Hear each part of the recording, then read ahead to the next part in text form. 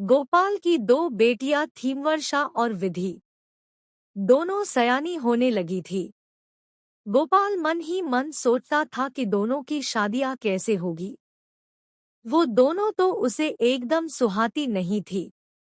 उसकी यही चाह थी कि काश उसके एक बेटा होता, वंश चलाने वाला, पर अब उसकी यह चाह पूरी नहीं हो सकती थी क्योंकि दूसरी बेटी को जन्म देते समय उसकी पत्नी चल बसी थी। वह अपनी बेटियों को घर से निकाल देना चाहता था। अपनी बेटियों से ही घर का सारा काम करवाता था। उनको कमाने के लिए खेतों में भी काम करने भेजता था। दोनों बहनें जब शाम को थकी हारी लौटती थी तो गोपाल घर के दरवाजे पर ही बैठा मिलता था। आते ही वह दोनों को ताने मारने लगता था। कभी कभी पीटता भी था, जंजीर से बांध देता था। वो पूछती कि क्यों मार रहे हैं, तो गुस्से में बोलता, पैदा होते ही माँ को खा गई, मनहूस कहीं की। कई कई बार तो बेटियों को खाना भी नहीं देता था। दोनों बहनें भगवान से अपना दर्द यह कहकर पूछी, हमें ऐसी कांटों भरी दुनिया में क्यों भेज दिया। गोपाल को शराब पीने की लत भी लग गई। नशे में वह अपनी बेटियों के साथ जानवर जैसा बर्ताव करता था। वह जब अपनी बेटियों को देखता उसे पत्नी की मौत याद आ जाती। धीरे धीरे गोपाल मानसिक रोगी सा होने लग गया। अड़ोस पड़ोस वाले और दोस्त यार उससे कहते कि गोपाल, अभी तुम्हारी उम्र ही क्या है, दूसरी शादी क्यों नहीं कर लेते, तेरे अकेलेपन को सहारा मिल जाएगा, तुम्हारी बेटियों को माँ मिल जाएगी। लेकिन उसने किसी की भी सुनी नहीं। गोपाल इंसानियत तो भूल ही गया था, बेटियों से लगाव भी नहीं रखता था।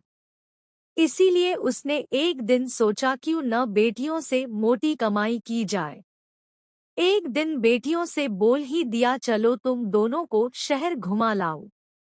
वर्षा और विधि खुश हो गई और बोली, ठीक है बापू। वो अपनी बेटियों को शहर में अपने एक दोस्त के घर ले गया। उसके बेटे की बहू बच्चे को जन्म देते समय गुजर गई थी।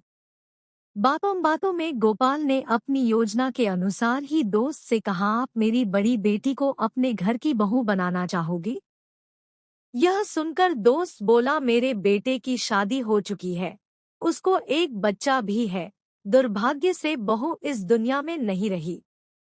ऐसी स्थिति में आपको शादी से कोई आपत्ति न हो तो मुझे आपकी बेटी को बहू बनाने में खुशी ही होगी। आप बेटी से भी पूछ लीजिए। यह सुनते ही गोपाल बोला, जी बेटी से क्या पूछना है, जब मुझे कोई ऐतराज नहीं है तो उसे क्या हो सकता है। पर मैं बहुत गरीब आदमी हूँ, मुझे पैसों की बहुत जरूरत है। मेरे पास शादी करने का खर्च भी नहीं है, इसलिए शादी का सारा खर्चा आपको उठाना होगा तथा 50,000 रुपए मुझे देने पड़ेंगे। यह बात दोस्त ने स्वीकार कर ली। गोपाल ने बिना वर्षा से पूछे अपने दोस्त के बेटे के साथ उसकी शादी तय कर दी। गोपाल ने और उसके दोस्त ने मिलकर शादी की तैयारियां बहुत अच्छी की थी। खाना पीना, संगीत, सजावट बहुत अच्छी थी। ठीक समय पर बारात आई। बारातियों पर फूल बरसाए गए। मस्ती में नाच गाना जोरों से चल रहा था। वर्षा दुल्हन के रूप में गोपाल के सामने खड़ी थी। उसे अपने बाप की योजना का पता चल गया। फेरों में बैठने से पहले उसने कहा, मैं बाथरूम जाकर आना चाहती हूँ। वह बाथरूम गई तो वापस नहीं आई। सब लोग दुल्हन का इंतजार कर रहे थे। समय बीतता जा रहा था। गोपाल ने बहुत खोजा पर वर्षा कहीं नहीं मिली। उसके हाथ पैर फूलने लगे, 50,000 रुपए खतरे में दिखने लगे। इज्जत की फजीहत का डर भी परेशान करने लगा।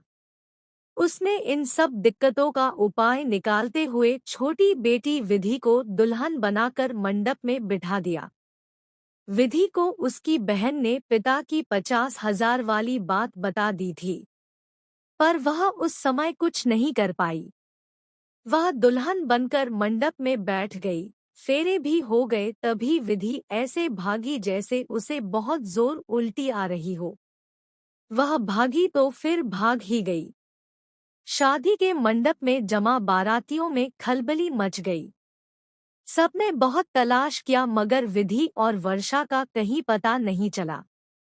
गोपाल अपना माथा पीटते हुए रो रहा था, मैं लुट गया, बर्बाद हो गया। वर्षा और विधि इसलिए भाग गई कि उनके बाप ने उनका सौदा जिस आदमी से शादी करवाने के लिए किया था, वह उम्र में भी बड़ा था और बच्चे का बाप भी। दूसरा कारण यह था कि वे अपने पिता के जुल्मों से बहुत परेशान थी, तो अपने बाप से बदला लेना चाहती थी। इस शादी के न होने से गोपाल को इस तरह जलील किया गया कि वह अंदर तक टूट गया और उसने जहर खाकर मौत को गले लगा लिया।